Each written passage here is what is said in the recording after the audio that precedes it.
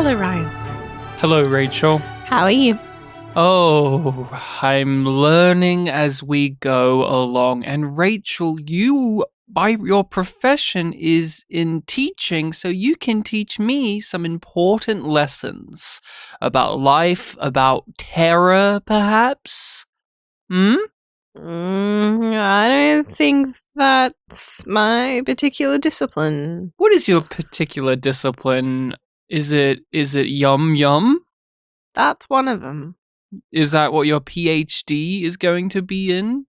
Yumyumology? I'm not enrolled in any PhDs currently. Rachel is already a doctor of Yum Yum, doesn't need to get another PhD in it. But how are you overall? You know, I'm enjoying supervising your Yum Yum thesis as you head towards your doctorate. Yeah, so to really get into the groove of writing a thesis based on Yum Yum, I had to go back to the history, to the origin point of it all. Oh, all good resource, all good research papers start with very clear definitions. Thanks, miss. And I went back and watched Star Trek Discovery and was so inspired by it that it really was as... You know when Jesus came into existence? Fuck, Ryan, what the fuck? No. So in Star Trek Discovery, a series that loves biblical imagery as does Babylon 5, there was a moment in which a character licked her lips sexily, replied to a normal question with yum yum, Normal and it was within so context. If somebody asked which is me, for kings. Did you know there were 3 kings that visited Jesus? It was called an epiphany. Yes, it was. I'm a Catholic, raised at least, sinning and otherwise. But we named ourselves after that moment in Star Trek Discovery, and we carry it with us everywhere we go because as a husband and wife team, we share the load. And although this is my thesis that I'm writing on yumyumology, Rachel is the teacher. She is the expert. She's the mentor, I'm the mentee. Rachel is the one that's so experienced in Yum Yum, as well as Babylon 5. We are rewatching, revisiting, and reviewing episodes of that science fiction series. And what one are we going through today, Rachel? learning curve. There's a curve to learning? I didn't know. I thought it was a straight line. God, you're really trying to infuriate me, and it's working. Congratulations. Now I'm the master. JMS description is an unseasoned ranger cadet proves his mettle when he stands up to a station crime lord. Garibaldi's suspicions about the new station chief, Lockley, continue to grow. What an amazing plot that one was. It was so full that it needed to be described in the description. What metal do you think he had? The Ranger. Just trying to prove it. Do you think he's what do you think, steel? Do you think he has iron? Do you think he is a copper man, tin? These are all metals and minerals. You can do this fucking episode on your own if you keep going like this, you motherfucker.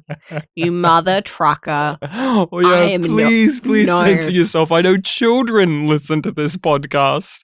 We are child safe usually, but Rachel is coming here. Every episode is marked explicit, and I have a damn potty mouth. I'm not ashamed of it. We are the only Australian Babylon 5 podcast, so the phrase nufty will come up from time to time, as well as numpty, which are 2 different phrases, but yet they kind of mean the same thing. Yes, and some yeah, and cunt. We like cunt as well. But I want to... Well, you're a bigger fan of it than I am. Oh, yes, indeed. I like glassing a cunt real good when they're being mean to me, and I have a schooner on hand. You don't need a justification. As you all know, being an Aussie, being an Aussie, I love violence. I love drinking alcohol. Obviously, VB, Victorian Bitters, is where things are. I drink I have my vitamin B every morning when I wake up out of bed, and then I take my Yum pills. And that helps me figure out who had YYE in an episode of Babylon 5. YYE, of course, Rachel, you know it. You created this thesis. I pitched the idea, you rejected it at first, and then you ran with it and made it your thesis. So, what is YYE, and who has it in Learning Curve? Yum Yum Energy is what YYE stands for. And it's just... The Yum Yum moment in Discovery is just so strange. Weirdly sexy, distinct, and slightly uncomfortable. And we ask for each episode of Babylon 5, who had that kind of energy? And I'm going to give it to the extra who started the clapping for Lockley. Wow, you are going to the microscopic level, looking at the extras, and I can't take my eyes off of the main players, but you're completely right. That was their job, and the actor who did it well, but it is a Yum Yum moment from the script. It's insane. And they should have cheered Yum Yum when Lockley said her piece, but my person, and I'm just going to admit it now, is not the person, because Rachel just named it. You know, I might as well not even tell the Yumlings, which is you, the people listening. No, you get your opinion. My opinion is shared, and that, like Lockley, I'm a hero too, because I follow the chain of command of my heart. And my heart told me, Rachel looks so happy when I said that. You're stealing a Mbryo thing, and you're mixing up metaphors, and I don't like it. The metaphors are my goddamn thing. If you didn't point it out, no one would have noticed. They would have thought that I said something really cool and brilliant and poetic just then.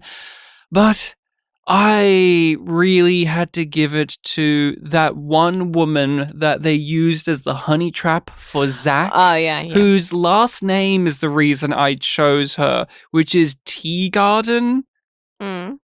What's going on, B5? What's going on with these fucking names? It's like in season 1 in Grail where they had, what was that person's name? Like Running Deer? Her name is Miriam Running Deer. Learning Curve is an episode that I don't like very much. I've never liked it. It is boring. That's its biggest fault. It's not atrocious. It's not terrible, but it is dull. I don't really care for these characters. I don't like the direction in this, and this is strange to say because it's David J. Eagle, one of the best directors of Babylon 5, but it feels very sloppy here. I really hate, as if you have ever heard this podcast, you know that I really hate when JMS writes Underworld in this series. It's never good. It's always bad. It's always shallow, cheesy, false. It never is threatening. When he writes the somebody talks about themselves in the third person, Ryan. Unless it's Zathras, then it's good.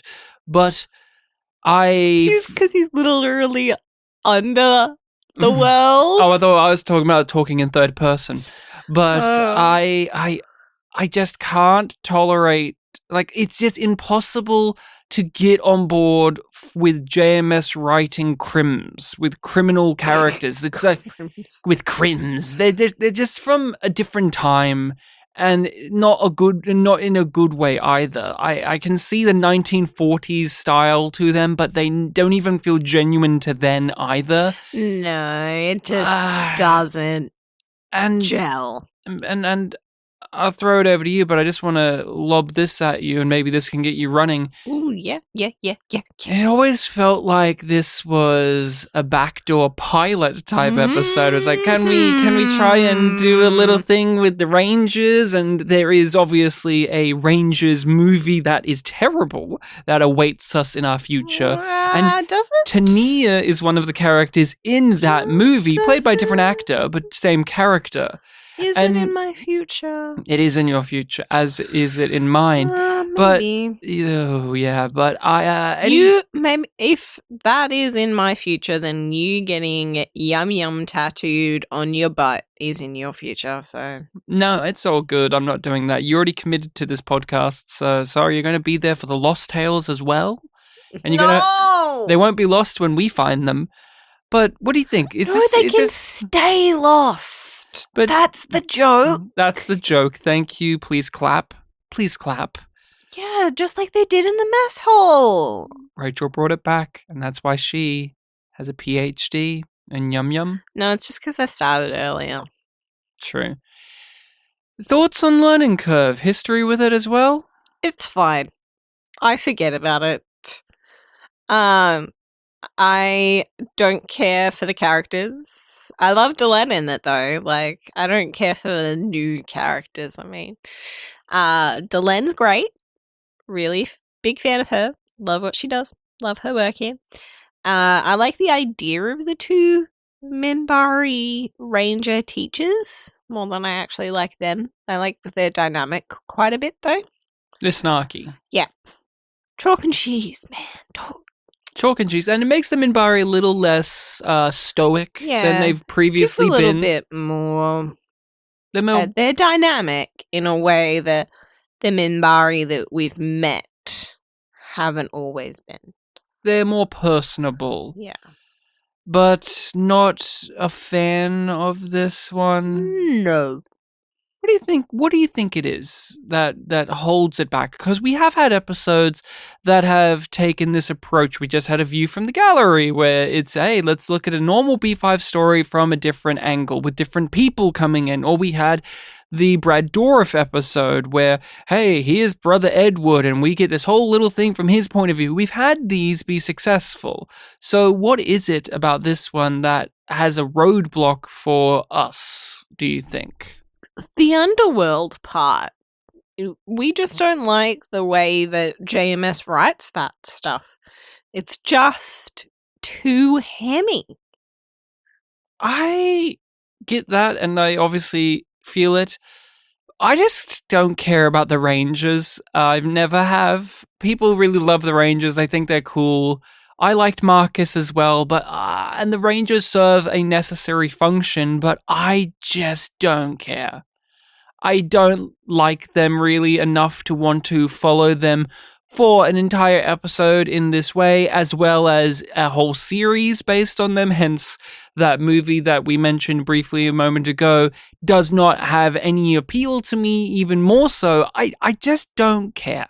The Rangers are the guys who run around and kick and fight, and they get information when it's required for the plot, but once we actually peel away at the layers of how they operate and how they work, and have characters like Lanier eventually train with them and do stuff with them, I just zone out, honestly, because that's not what I'm here for. I'm not here for that in Babylon 5. I'm here for the stuff that we have in the other side of the story with Lockley and Garibaldi and Sheridan and the interpersonal conflicts there, as well as trying to play diplomat while playing soldier. And when it came to the Ranger conflict, I really, the thing that really exhilarated... You want to stay with the command staff. You aren't interested in the grunts. Not in this show. And even then, though, it's the way that the Rangers are played. They're very fantastical and wonderful, and the training of terror. And look at him as he staggers on his own, and everyone just stands there like gormless idiots in the hallway watching him. And it has a certain appeal for people that I can see why this is considered epic. But I don't even consider it corny or lame. I just have zero. Zilch to it. I just look at it and go, yeah, that's happening. Yeah. And pair that with the goofy underworld. Yeah, it's not a recipe for success for us. Well, one of the things that did succeed in my eyes was getting Lockley involved and having to explore a little bit more of what her background is, because we don't know it, and many of the characters in this series don't know it either. And Garibaldi although I give him a lot of shit, as do you. Because he is a piece of shit. I loved him in this episode. I thought he was great. Very true to character. Very true to character. They have that breakfast scene, and Zach is there being, joyful, he happy. He realizes quickly that is not to be long-lived. He is even surprised to see Garibaldi in the cafeteria again. I thought you would have left us because you're such a higher-ranking person now. And Garibaldi tries to be hey, I'm still just a guy. I'm just like you. I just like eating in this shithole, just like the rest of you. And Lockley comes in, and she's trying to find anywhere else to sit. Yeah. Because she hates Garibaldi. She does, but... and then he forces her. That's a type of prickishness that I delight in the character of Garibaldi, where he sees this person trying to avoid them, and then he says, no, come here, so I can annoy you. Yeah, that's the kind of dick you are. What? Rachel, come here, so I can annoy you on this podcast. That is almost the entire reason that I am your co-host, I think. Co-host? You were going to say cohort, I feel. Coerced. I don't know that name. So, Rachel looks so annoyed when I keep saying things. You just love me, and that's why you do the podcast every day.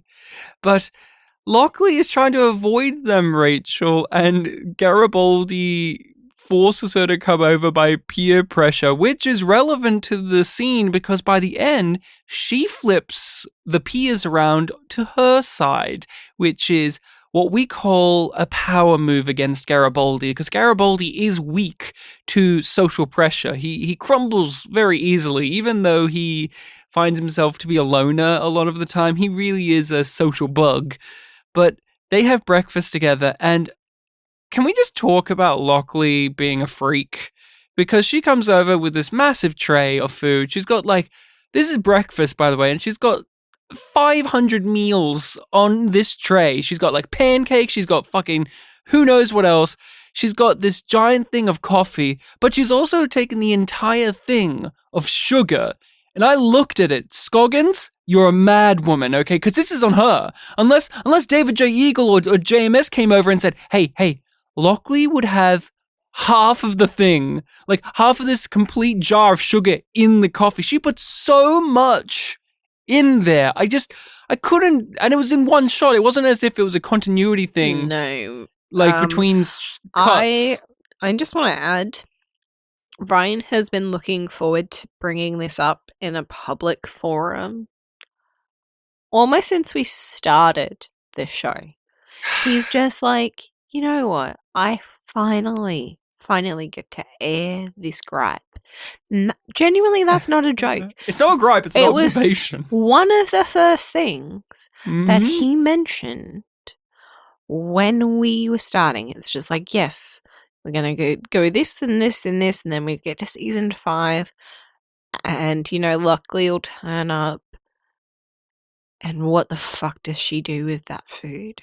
Well, it's because in my record, in particular, you have several weird observations about her and food in this season, if I remember correctly. A person that, in my recollection, comes across as very uptight, all business, nothing else. There's some personal stuff that we get to have of her, but I think of her role as being ultra, upper crust and tight-lipped, and she has her hairstyles that are very mannered, and her hair was really weird. I liked her hair in this episode. The double plait thing when in the scene with Delenn is weird. But when I actually come back and visit Lockley again, because I think of this scene, for instance, where she tells off Garibaldi and she stands her ground and she says her reasons for not fighting against Clark and not rising up against her government. And Tracy Scoggins gives such such a nail-biting performance as Lockley. She just stands there with this presence of, I own this show. This is my show now. And yet when I actually come back and visit the episodes, there's all these little things about Lockley that help flesh her out as just as kooky and weird and bizarre as the characters we already know. Like, we love Sheridan and oranges. It's like, oh, Sheridan loves oranges. Sheridan and oranges. But then it's like, oh, Lockley and the beach. Like, every photo in her quarters is of the beach or of the ocean. It's just beach and ocean, beach and ocean. Every fucking photo in her her quarters is like that. Or when you go to her office and she just has these shitty little cubes to put her pencils in because she's all minimalist. She's like, I'm not having anything fancy like Sheridan or Sinclair. I'm just going to have the most shitty silver cubes to shove some pens in, and that's all I'll have. And it's like, she has nothing else on her desk. It's just, here's where the pens go and nothing. She doesn't even have paperwork. She just has her pens ready to go. She's that organized. And she puts an absurd amount of sugar in her coffee, and later on we'll see she works out on fucking glass tables, and we talked about this in The Road Home. We won't get into any further details, but they amplified how fucking weird Lockley is in that feature film. Yeah. And it's making me really excited to see more of her in the season because there's going to be new layers of kookiness to her that I just haven't really gotten the chance to dig my teeth into with this. You having second thoughts about taking the position? No, sir. No, if anything, this confirms that I am exactly where I need to be. Lockley and Garibaldi lock horns because he pushes the matter. Who did you fight for? You didn't fight for us. We didn't see your name on our side. I didn't hear anybody saying your name. Just like, shut the fuck up, Garibaldi. You know the answer to this question. And he refuses to acknowledge that there's any reason that people would have fought for Clark other than they agreed with him. Yes. Because that's why he fought with Sheridan, because he agreed with Sheridan. Yeah, okay, question time. Do you agree with Garibaldi or do you agree with Lockley in this scene? Neither. Like, I end up not quite agreeing with either of them. I think that Garibaldi has a point that it is unsettling that she wasn't on their side. It's a big deal, and it still is, and I like that is continuing. Fully get why Garibaldi thinks that way. I agree to an extent with Lockley that you follow orders until you get one that you don't agree with. We saw that happen with Sheridan, hence they broke away. Mm-hmm. He didn't want to put down martial law. No. And we saw that with other captains and higher-ups in the Civil War. Like Mackie. Defected. Mm-hmm. Yes. But I find it hard to believe that that it has to get to the point where it's a direct order for her for that to be enough. Mm-hmm. There has to be a point where what is going on around you is beyond acceptable.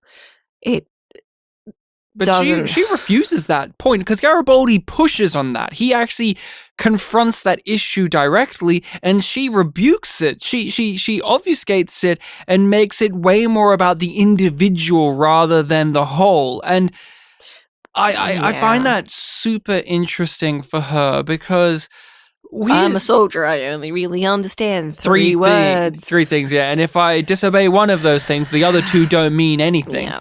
And It's so impassioned that it's hard not to agree with it when you're listening to it, though. She's one of those people where she speaks with enough conviction in her voice that you can get easily fooled and or bought into what she's saying. She's charismatic. Lockley is a charismatic figure. And you see it apply even to Garibaldi, where even he is minorly swooned to her, like, wow, okay. But I wanted to ask because I disagree. I agree with Garibaldi. I think he's correct. I think he's right. I think everything he says is completely valid. I also want to go a step further. I think the attitude in which he says these things is 100% valid as well. He is pissed off. He is angry. He looks at her and is annoyed. Because guess what? I would be too. She was on the side of the fascists, and here she is arguing the centrist approach. Oh, just turn a blind eye. Oh, it doesn't matter until it personally comes to me. And you rose up against your government. That's against the chain of the command. They fucking shot civilians, you bitch. Like, I know, being a bit harsh. I like Lockley. I don't mean to call her that. But, like, I completely am on side with Garibaldi, and I loathe how the scene itself agrees with Lockley. Yep. It literally clapped to her at the end. Yeah. And so any ambiguity of whether you agree with Garibaldi or Lockley does not matter, because the scene agrees. The show does. The show agrees with Lockley in this moment. And I just find that such a not perplexing, but it is something to keep a note on when it comes to the 5th season. Because now that we have defeated the fascists, how do the characters go forward, and how does the series examine itself going forward? Because in a lot of these shows or movies, it ends when you defeat the fascists, and so you don't have to keep going with your themes about fascism and defeating it because you did it, and so you can move on. But in the real world, in real life, there's fallout and there's rippling, and things still linger after, the Nazis were defeated, right? Like, there's still people who are sympathetic to them. There were still people who were caught in the middle, and there's so much conversation to be had there. And you don't often get that in a lot of shows in which the main thrust was, let's take down the Empire. Now the Empire's gone, or the Empire has been slowly dismantled, but here is Lockley standing there in this cafeteria saying, yeah, I didn't side with the rebellion. Yeah, I stayed with the bad guys. Because but they're not the bad guys. Because at one point, we were all on that side together, and I don't see the reason why there has to be a division. I was on the side of Earth. I was on the side of Earth. I never got an order that violated my morality or the morality of what we stood for. Or put in jeopardy the people below me. What is absent from the conversation, and I wish Garibaldi poked this nerve a little bit more, is, did she not see what was going on? Like, where was she during the war that she didn't see people doing awful things, or that she didn't get an order that went against her? Because was she on one of those ships that was firing? No. On themselves? Like, on Sheridan and the White Stars? Well, that's still left up in the air at this moment. But the point being is, did she not see ISN get taken out? Did she not see the civilians get, or hear about these things? What would have been enough for you? Did she ever have any doubts about the integrity she was holding on to? Because if the government's torching the Constitution that you swore to uphold, then isn't it your job to go against them to protect the Constitution? Because when we had, say, Mackie, and he was in a similar boat to where Lockley was, it was ever so clear that he was aware of what was around him, but he felt powerless to do anything about it until he was given this opportunity. But then we had Captain Trevor Hall, played by Dr. Kelso from Scrubs, and he didn't give a fuck about that. And then Lockley here, she's standing during the, like, she's just proclaiming, yeah, I wasn't either of those type of people, which is completely valid. But I love the scene. I love this scene because there's so much I agree with and disagree with. It gets me going. It gets my brain going. It gets me thinking. It gets me feeling. And do you think that scene alone is why it's in the description? Like, we get the tease at the end, but I think it is that monologue. Did this do much for you in the ways of making you gravitate one way or the other when it comes to Lockley as a character, whether on previous watches or on this, because this is the most direct we've gotten about her? I think in previous watches it helps. On this watch, it doesn't sway me really one way or the other, because it's just like, okay, whatever, I don't really care. I get frustrated each time I watch through the series now, though, because they try so hard to get the audience on board with her in all of these different ways, and I really don't like what's coming. So I don't like Lockley right now. This doesn't help warm her up to me, or warm me up to her. I do have an enjoyment of it though, because it just adds more to how fucking bizarre she is as a person. Like, of course, like I throw my hands up in the air and say, of course you think like this. Of course this is your point of view, Lockley.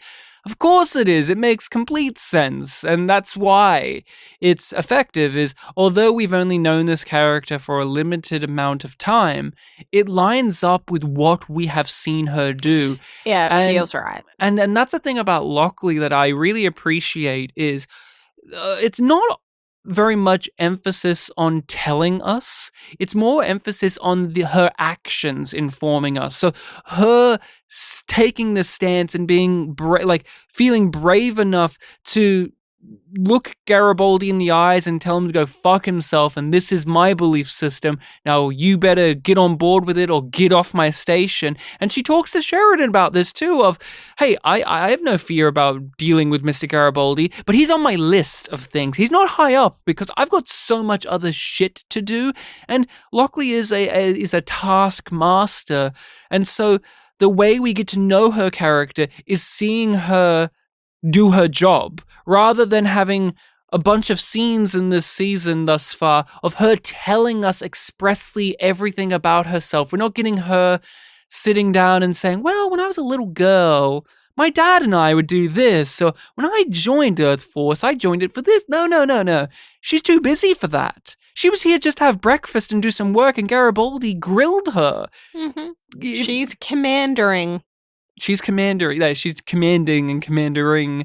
Do you think that is okay? With that type of character, she is one where we get to learn about her mainly through her doing her job, and or more importantly, other characters pushing her buttons. Yes, it's about her within the show.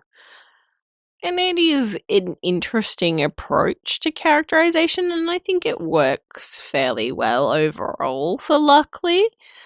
But I do wonder if it is also just more fuel to the fire of people not liking her. And the hell with the rest of the world. Well, now there you have me at a disadvantage, Mr. Garibaldi. You see, I don't know what's best for the whole world. I don't understand the ethical structure of the universe, and I sure as hell don't think it's my place to tear up the Constitution I swore an oath to protect. Lockley, season 5, episode 1, I'm going to run this station better than anyone else. You can't fit it in a report? Well, then it's a bad report. And, Sheridan, you agree that you leave your politics to your side and you let me run the station my way. And then they shake their hands and they nod and say, yes, yes, yes. But almost immediately, she's just railroaded in every decision she has to make. And that applies to this episode. Yep. What do you think about how Lockley is set up as this go-getter character who's going to do her job the best she can, and the previous establishment is saying, no, we're doing it. Sit out on this one, Lockley. Fuck you. It's just like, oh, honey, you thought you had a real job? No, you have a real job, but you don't have real power here. No, sorry. Every time you want to call the shots, we say no. It's an alliance matter. It's an alliance matter now. It's a ranger matter. Well, this one, but like the last one. I know. Even Garibaldi pulls it in this one where he's having those meetings with the telepaths, which Lockley hates. She doesn't want that. She expressly said no to the telepaths. And so when we have scenes of him meeting with them in the security office and giving them dossiers and whatever fuck else and missions and stuff, I just can't help but think of Lockley up in her room just pulling her hair out going, no, I didn't want that. I didn't want this. Bad idea. Not on my station, mister. I love it. I fucking love that Lockley, through no fault of her own, is forced into the position of a figurehead rather than actual commander of Babylon 5. Because at this point, Delenn and John are running Babylon 5. They just aren't officially running Babylon 5. No, it's just in the care of Earth for another year. They are shepherds to the flock here, and Lockley doesn't think of herself as just a member of the flock. I was like, this is my job. You gotta let me do my fucking job, and they won't. Oh, wait, okay, so Delenn pulls rank. She's doesn't want to call it that, and it's weirdly uncomfortable when Lockley calls a spade a spade. Yeah, they're a fun duo. Delenn and Lockley, surprisingly fun duo, because Lockley does not care about Delenn, and so she does not have the affinity that we have for her when she speaks things through flowery language, and Lockley just says, oh, so you're pulling rank. Well, I wouldn't put it like that, not me. I would rather say it's like, no, so you're pulling rank. So you're screwing me over here so that you guys can do some vigilante justice shit? No, it's not vigilante justice. It's a ranger matter. It's personal. Oh, okay. So violence then. No, it's not just violence. It's terror. Oh, that makes it sound much better, Delenn. I mean, we have grown so accustomed and so in love with the character of Delenn that it can be easy to forgive how fucking brutal she can be and how she can word things in such a poetic way when really what she's doing is far more simple and far more selfish and self-driven than you may give her credit for. Yeah. And I mean, they hint at it here. You want to crack it open a bit of Lockley says, that's not how John is. That doesn't sound like him. That doesn't sound like him. Oh, man, I know him so well. Oh, man. Do we have to? What was that? Do we have to? Well, next episode we'll really launch it in, but they have a history, John and Lockley. Yeah. And now Delenn is going into jealous girlfriend mode about it. Look, Mira's a great actress, but that moment where she had to react to Lockley saying that was hysterical. It was very funny. I laughed a lot. I felt like I was watching a teen drama when she turned her head and was like, what do you mean by that? I'm like, Delenn, you're a fucking leader of your people. Get your shit together. Who cares? Like, obviously you would care that possibly this woman has had some kind of deeper relationship with your husband and you don't know about it. But like in that moment, I was like, come on, Delenn. Yeah. A bit more composure. Yeah. It's odd. Like, it makes sense if this was a human-human interaction, but the fact that it's human Minbari makes it feel a little bit more odd that she's jealous. I would feel more at ease with this scene if it was just confusion. Mm-hmm. If it's just like, what? But instead, it's an instant reaction of not just jealousy, but, oh, there's something there. And you nailed it there. If this was a human-human interaction, maybe it would be a bit more palatable. But the reason it's this way is because, Rachel, it's two women. It's two women, and, women be jealous. They be catty. I don't know. I actually don't like this for Delenn. I hate Delenn being jealous girlfriend wife character in this in the way that it is portrayed. I don't mind the idea because obviously if I for some reason if I found out you had an ex-wife that you didn't tell me about, I would be fucking pissed. But even before that specific revelation has been brought up, if you were interacting with a woman I knew from my past and they said something like that, would you instantly be like jealous or kind of catty in like your reaction of, what do you mean by that? It's like, I don't know. It's like, I understand it on just something about the execution of it. It always sets me off of like, come on, are we doing this? No. Because like two women talking? Yeah. Probably not. I don't think that would be my reaction. But, maybe I would just fall into the women be women trope. But we've all been where John is at the end of this episode. In the bed, facing away from each other, having that conversation where you're not actually saying the things out loud, but you're saying them. And you can see it in the way that they're both positioned and acting and body language. That's got to be one of the funniest hard cuts that they've done in the show. Is this when there's like cuts back and they're in the bed and you know that they've had the worst type of fight that a couple could have. Just we don't need to see it. We've skipped past it. We don't, because it's a classic. The great line of, I'm going to pretend that you were going to tell me this. The time never came up. 10 seconds after you thought of it would have been the appropriate time. Fair point. Like, how good is Bruce Boxleitner in the minimal time is here of playing the, I'm a dude. I'm just a bloke. I'm just a guy. Oh no, I'm being told off. And he accepts it in a way that's very much like a dude does. Of just like, oh, I really fucked up on this one.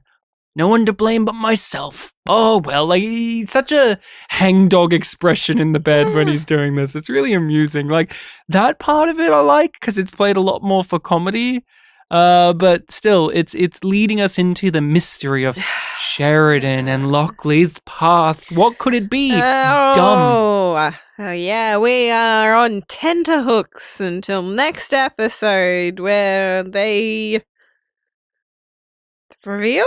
Do they do the full reveal I think next so. episode, or is it another? No, I think it's next episode. We'll find out next time on Babylon 5. On the next Babylon 5. What a sad thing to hear that Nagrath went down, and now there's a power vacuum. I cried. The best character since Lou Welch. Did you know that Nagrath, his last episode, was the first episode Lou Welch appeared in? And then Lou Welch handed off the baton to Zach. So is Zach Nagrath? Thoughts? I refuse. What was that? I couldn't hear you. Were you saying yes? I've never seen Zach and Nagrath in the same room. They're both tall. It could be the same guy. I've never seen. Nagrath went down, and now is Zach. And that's why Zach is so invested in the underworld. He knows how it runs because he was Nagrath. I never saw him in the same room. I never saw them have scenes together. And Lou Welch was the middleman between the two. He was the middle Pokemon evolution stage. I like the fact that Nagrath, the big giant bug monster, is the first Pokemon evolution, and then Lou, and then Zach. Like, Zach's the ultimate form of the Pokemon evolution. But Nagrath is gone. And just to give praise to B5 where it's due, is it remembers where it came from. The first season and even The Gathering, a little bit on the lower end of quality. You could have permission by the end of your series to not have to go back and reference them heavily, if ever again. And yet, here we are, referencing an embarrassment. We all love Nagrath because he's shit. Like, it's an over-the-top bug monster that spoke in nothing but just the one phrase over and over again of the price is too high, and he was a bad animatronic puppet, and it never looked good. But there's a fondness there. There's a fondness to that era of the show, and that in the 5th and final season, we can take this brief moment to have a line of dialogue reference what the fuck happened to the big bug gangster of Babylon 5. JMS could have not done that. He could have gotten away with it and never ever told us that Nagrath went down. And yet, I may give JMS, and you may give JMS some crap sometimes for some of the bullshit things he writes, but we have to just hand it to the man for giving us these little treasures. This is a treasure box that I've opened because it's Nagrath. Like, who gives a fuck about Nagrath? Some people do, and JMS does. He gave enough of his shit to at least tell us what happened to him, and that gives a thumbs up from me. Like, as much as I don't care for this episode, it's filled with little details like that make it at least worthwhile on a rewatch. Nagrath, forever in our hearts. He will leave a hole in our hearts as well. And he also leaves a power vacuum. One that the villain of this week is trying to fill. That villain's name is... That's a great question, isn't it? His name is Trace, and this whole entire episode makes a point at the end that he is just another forgettable, nothing person that we've seen a million times over. Like, he is just another fucking dickhead. Yep. And, like, there's not even a reason to say anything more about how much Trace sucks, because the episode does it so well. And with him trying to be the new figurehead that Nagrath was, it even makes it funnier because Nagrath is more memorable than this guy. Like, this is a physical person. Like, this is a real-life actor who is running around in fight scenes, and he has extensive amounts of dialogue, probably double what Nagrath ever got, and yet... you will never remember Trace. Nope. It's like... Nope. It's kind of the joke, almost, in a weird way, that you don't remember him.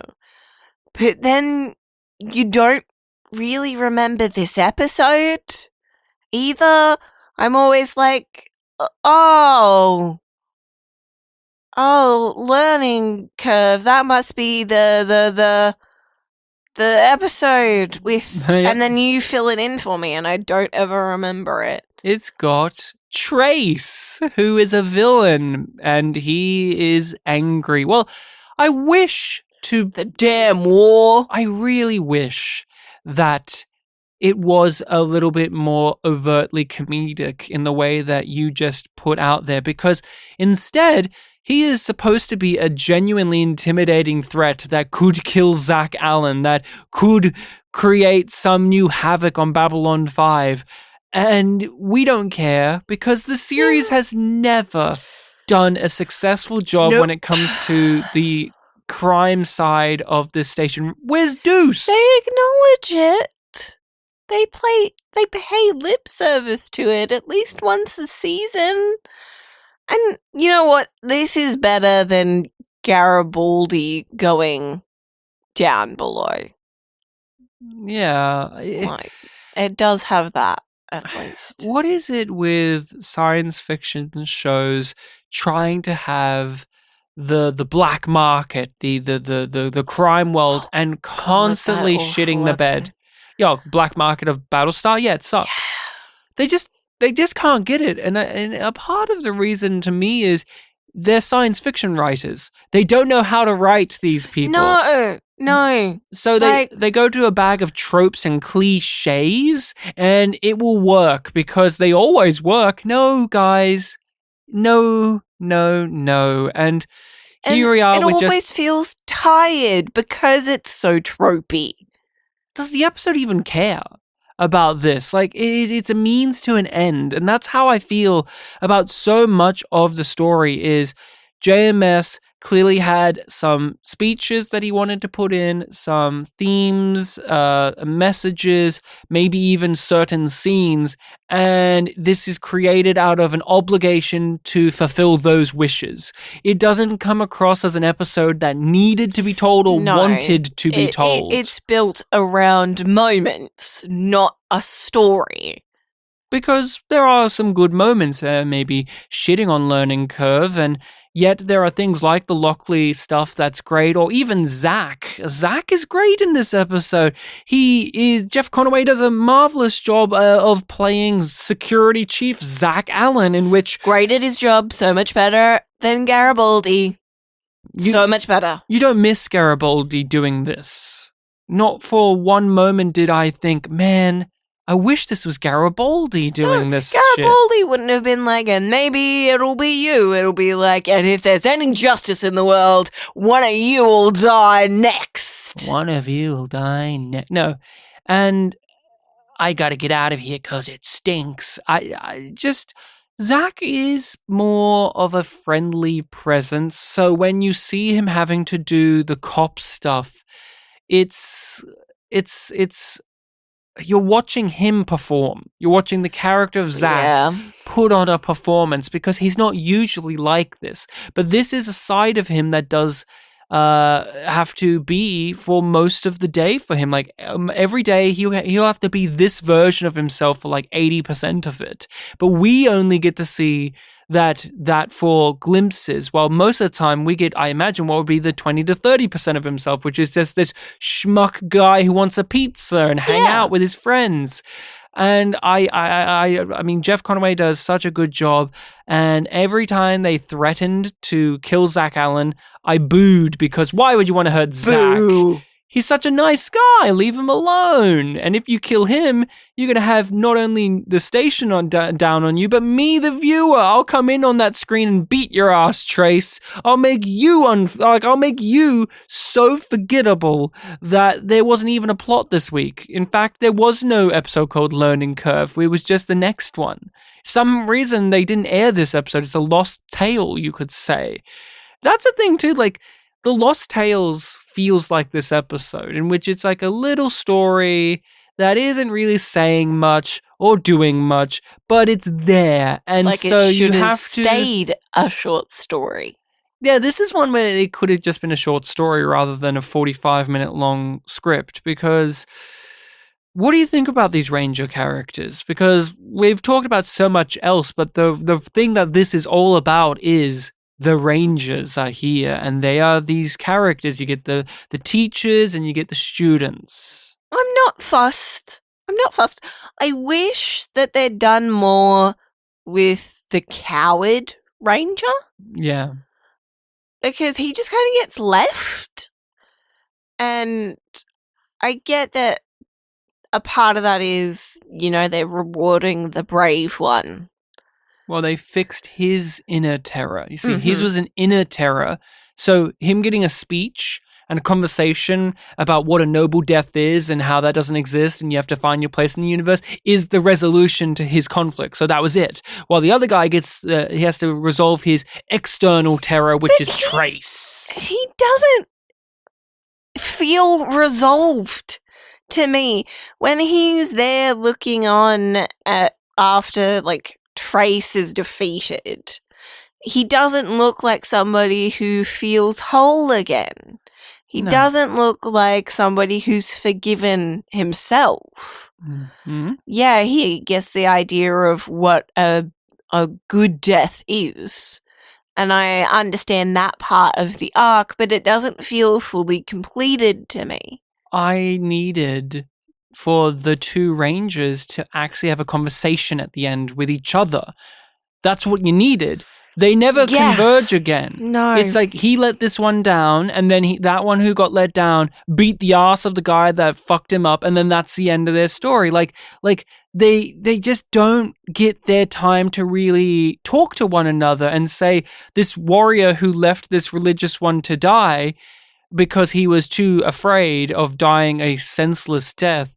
They don't have a conversation together about that. No. And so he doesn't really feel as whole of a resolution to his character. But you could argue, like, very easily, well, no, you see, when the mentor guy said, well, we've solved his inner terror, that's the end of it. Like, they said, we solved it, and so that's the end of it. But the thing is, I don't feel it. I just feel, I'm just told it's over. Even though I love that conversation. I love the thing about the flower on the mountain. It's another moment that was definitely in JMS's mind. We have yet to say it, but Turhan Bey is the Minbari religious, teacher, and he was wonderful here. Both of those guys were really great. I like their performances. She's asked for me to come and to bring one other along. And you have chosen me. I'm honored. It's good to know that at my advanced age, there is still respect for wisdom and perception. Everyone else was busy. Because it does feel like they do want to explore the journey of these two characters and part of the Ranger training and give us a little bit more lore and give us an idea of what it's like for them and also how things are changing back on Minbar because of the decisions that Delenn and John, sort of as extension, have made. Exactly right. And they have to adapt. The Rangers are now multicultural. They have different aliens, different members, and so they have to figure out how to utilize these folks. And that even includes different caste systems. Now we have warrior caste in there, and we have them locking horns on how to best manage this group of people, because the way it was done previously is no longer viable, because things have to change, especially if you're widening the circle. And I know you said this before, but I like the command staff side of B5 rather than this type of stuff. And I want to reject that, but the truth is still, I was more riveted by Delenn at a table talking to the leaders about how best to solve weird little management crises at the Ranger camp. Oh, we have to put the Pakmara all the way over here because he stinks. And I was just sitting there going, this is great. I want to know more about this. Honestly, JMS, I know that you don't listen to this podcast and you don't like writing tips. I'm not going to give you one, but if this was 45 minutes of Delenn having a meeting about how best to solve and manage certain issues that would arise from having the Rangers shift and adopt new members, I would have been happy. I would have been much happier. That was one of my favorite sequences when it comes to Ranger shenanigan, was just them going over some really, obvious but also unique bullshit that they have to deal with. Yeah, it's specific to the Rangers. Terror. Did you feel the training of it and the application of terror? No, I didn't really. I got the idea of it, and I was like, ooh, this is atmospheric. Ooh, they turned the lights off. I was too excited by the terror to be terrorized by it. I thought it was cheesy as fuck. So cheesy. it's not fair. I don't know how to fight with the pike. And they're all making jokes. They're all laughing at him and saying insults like school children. The Rangers are just so damn dorky to me. And it was acceptable when it was just Marcus, because he was a character. Felt like he was a dork, not he was a dork because he was a ranger. Oh yes, and that his dorkiness should have been counteracted by him being a ranger, but it didn't, because he was inherently such a virgin dweeb man. And then in this episode, they even say Marcus was wrong for the Rangers. He was too much of a virgin revenge dweeb man for us. Like this other guy called Lanier, not to get confused with Tania. And Lanier is pushing himself too hard. They're watering the seed of incel Lanier bubbling off in the background there. But the application of terror, again, conceptually, really cool. Execution-wise, I just couldn't help but roll my eyes as you have this very clunkily put-together action set piece and the tension I never felt. And, man, just there was... Did you know that Trace got a thing knocked out of his hand twice in this episode?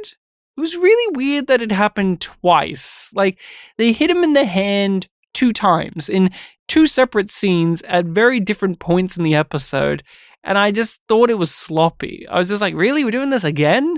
Like, Trace, hold on to stuff, man. Stop dropping shit. What have you got, like spaghetti fingers? I still don't understand why... Like, I get why Trace got rid of his pike, but why did Tania? Because it's honorable now that we're going to fight fist to fist. And honor is one of those important things. I don't know, Rachel, you got to remember the Mbryo have a code, and Garibaldi watched that fight on the security cameras. He might as well have had his popcorn and treated it like it was Duck Dodgers. And comments.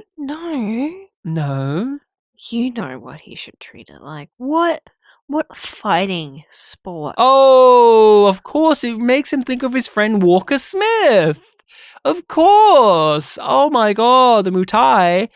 And of course, you know what? You're right. This episode is like TKO in a lot of ways. There's fighting, there's random characters we'll never see again or we'll rarely ever see again. No, it's not as bad as TKO. No, I mean... No. It's not as totally whiplashy as TKO. I would rather watch TKO, though. Isn't that crazy? Like, I think TKO is objectively a worse episode, but I'd rather watch it because the things... Like, it's so weird. And also the brilliance it has in it, I think, is more brilliant than the good things here. Yeah. So... Are you ready, Rachel, for your favorite section of the show? Yes, it's time to turn on the spotlight. The part in which we do what, Rachel? What do we do? We highlight a particular actor that appeared in this episode. It is usually a guest spot for the episode of discussion, and in this case we are looking at the actor of Trace. Who? Trace? Is that a person? I only know Tania. Trace, played by... Trevor Goddard. Oh, Trevor Goddard. Now, I said, let's do Trace, and you looked at me with, why? Why do you want to do Trace? And then I read the trivia, and I was I think I know why. No, incorrect. I wanted to choose Trace because on the spotlight, we like to shine it to praise an actor or go over their performance. Oh, is it because he's bad? He is so delightfully bad. and I just want to say, I'm not going to do this out of being malicious, but I there's a charm to hammy, bad performances in shows. I think that this era of television, this caliber of television, had so much of this shakily done acting. Heck, even from the main cast from time to time. And I'm kind of nostalgic for it in a way, and this man brought me all the way back to this. Like, this was in TV all the time. Like, wasn't it? Yeah, it was. It was. Like, how many shows have you watched where, like, when you grew up, where this type of performance was just accepted as like, yeah, this is worthy of being filmed? Yeah, I think of a lot of guest spots on Buffy. When you say that, even though I didn't watch that growing up, but that has an awful lot of these. Makes me think of Angel. This guy would have been an Angel. Oh, yeah. Or if we want to go a bit later, Dollhouse. Ooh, we're just picking on Whedon. Yeah, Whedon shows kind of suck. Always did though. Nah, I'm kidding. They're okay. Fine. Palatable. But no, Trevor Goddard, he is like the guy who played Captain Jack. This absurd accent that you can't pin down because it's all over the shop.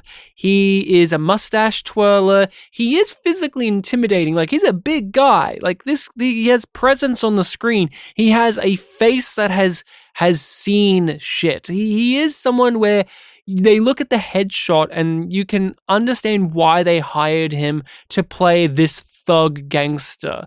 And like, he has some moments of genuine menace, but I just couldn't help but crack up every time he was on the screen, especially when Zach was inspecting that body and we get him in the crowd with his goons. You really get out a lot from just looking at it. Yeah, and he's dumb as he's just so dumb. He's just such a dummy. And I've realized if Babylon 5 ever returned, these are the type of roles that I would actually like to try and play, because they just seem such like a joyous time of silliness, because they're always silly.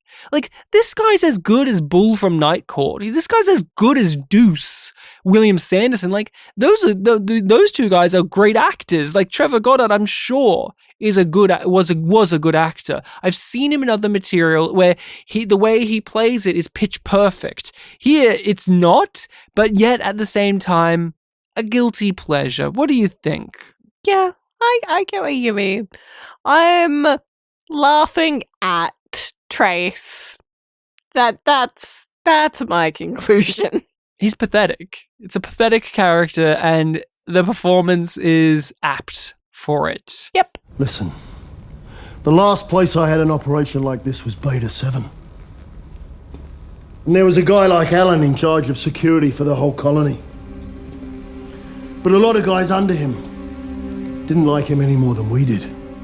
So me and the boys, bam, we took him out. He is in Mortal Kombat as, I guess, the now Australian character, because he did an Aussie accent, and will we get into the Australian accent that he does as Kano.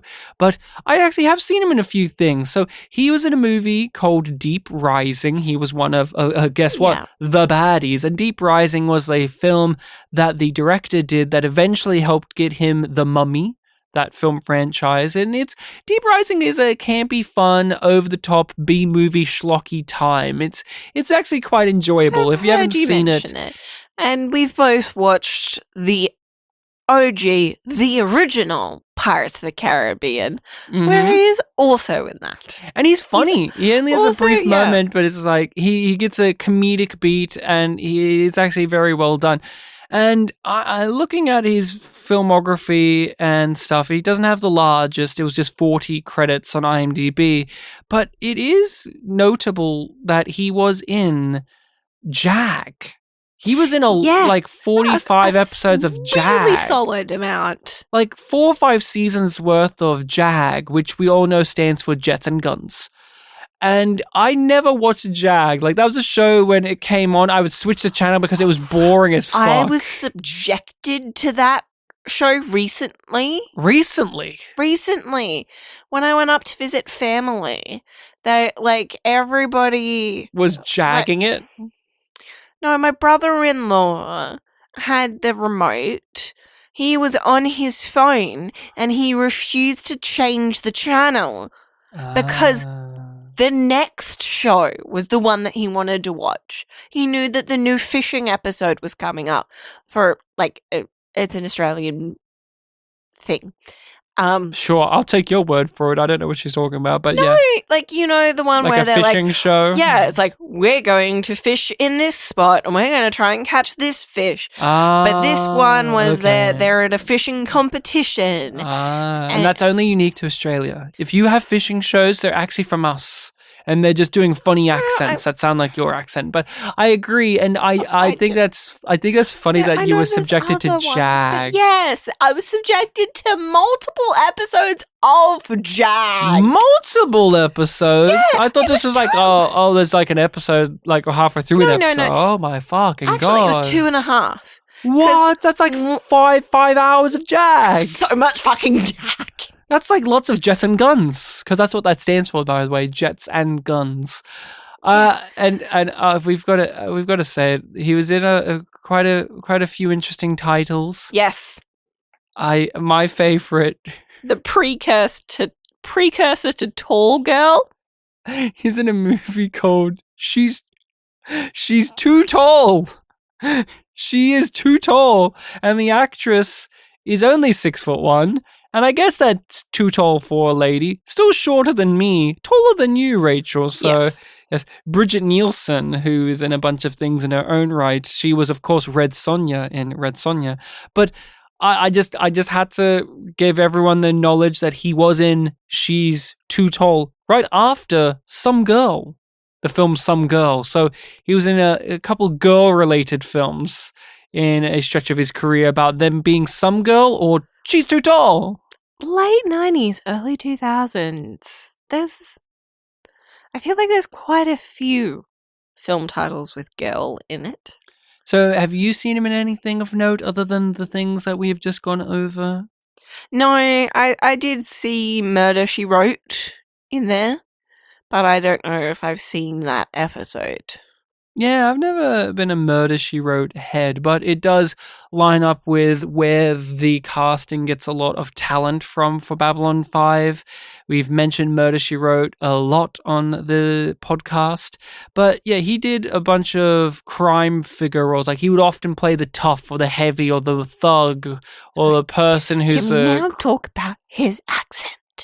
Want to mention he also played British crewman in an episode of The X-Files in which Scully gets lost British. in which Scully got lost in the Bermuda Triangle and then ended up on a Nazi warship. Very silly episode. Very good episode too, though.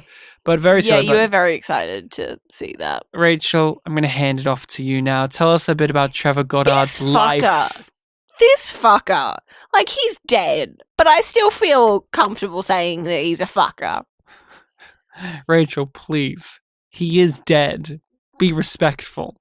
So, he was a fucker, please. Yep. He was a fucker. And he pretended to be Australian. Yeah. He made a career partially out of pretending to be Australian. And his parents revealed his heritage after he died. He was pretending to be Australian. He would tell people he was from Australia. He made up a whole backstory. Australian actors. He told a whole storyline of his life growing up in Australia, and it was all bullshit. It was all lies, so that he could get a niche and a market for roles that Australians would fill. And it is actually quite amusing because his role in Mortal Kombat redefined the character in the games. So in the games now, that character is an Aussie. Before he wasn't. But it's because of Trevor Goddard coming in with his fake Australian accent that okay, people, write into the comments. Email us at yumyumpod@gmail.com. What accent do you think Trace has in this episode? Australian or British? Because Rachel and I have been disagreeing about this all night. I think he's doing his British accent, but Rachel, you were leaning Aussie. Yeah, I think that's why it's so bad. I just thought he was like an oi governor British guy. I thought he was just. I think he's an Oh, Governor, I'm a convict. He's trying to be ochre Australian, which is how Paul Hogan sounds. Yeah, he's trying to have a broad Australian accent. I don't believe that Trace is I can believe Captain Jack had an Aussie accent more than I can believe this guy. Interesting. I'm not this guy's saying whole that entire I'm fucking right. career, and this gives if this man, again, email us your thoughts. If this guy's supposed to be Australian in this episode, He's doing a bad job. and for yet he sure. made a career off of pretending to be Australian. You did say that the actor passed away. He passed away of an accidental overdose. And again, no disrespect to the man, but please update his IMDb picture because it looks like he is stoned out of his mind. And I don't mean that as a slag off, but it is a very You can do fucked that. up IMDb picture that they've put up of him. Yeah. He's sweaty. It looks like some red carpet joint. He just looks fucked, and it doesn't look very professional. And this guy was in real productions. It's not as if he was just in B grade, C grade schlock. This guy was in Pirates of the Caribbean. He was in Gone in 60 Seconds. He was in a bunch of movies. And yet his IMDb picture looks like he's having a rave. Like he's on a night on the town. If you expanded the picture, it's like Colin Farrell back in the early 2000s when he was like a party junkie guy. Hey!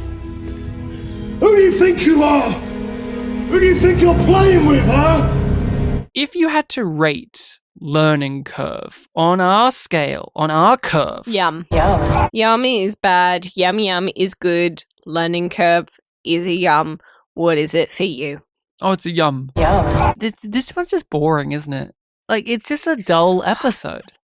Next week on Babylon 5. I want to be done talking about this. Sorry. On the next Babylon 5. Strange relations. Oh boy. That's not the full title, honey. It's just strange relations. Oh, I thought we were watching Quantum Leap now. No.